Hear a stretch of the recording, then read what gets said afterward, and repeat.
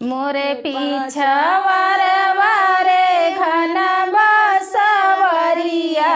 रे तोता मैना लिहले बसेर रे ललनवा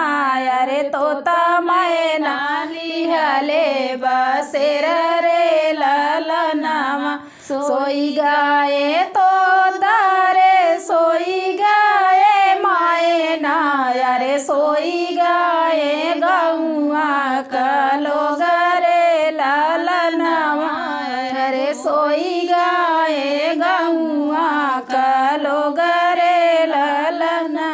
एक नाही सोए है पापा हो कवने रामा जे करे दहे जवा का सोच रे ललनवा अरे जे करे दहे जवा का सोच रे ललनवा मोरे पीछवार वारे घन बसवरिया रे तोता मैना लिहले बसेर रे ललनवा रे तोता मैना लिहले बसेर रे ललनवा सोई गाए तो तारे सोई गाए मायना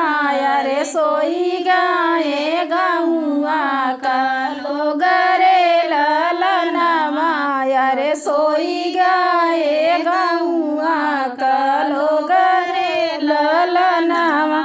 एक नाही सोए है चाचा हो कवने रामा जे करे दहे जवा का सोच रे ललनवा रे जे करे दहे जवा का सोच रे ललनवा अरे मोरे पीछवार वारे घन बसवरिया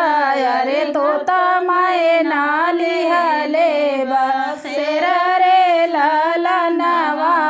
रे तोता मैना लिहले बसेर रे ललनवा सोई गाए तो तारे सोई गाए मैना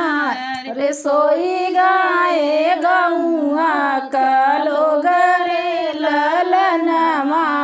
रे सोई गाए गौआ कलो गरे ललना एक नाही सोए है भैया हो कवने रामा जे करे दहे जवा का सोच रे ललनवा रे जे करे दहे जवा का सोच रे ललनवा।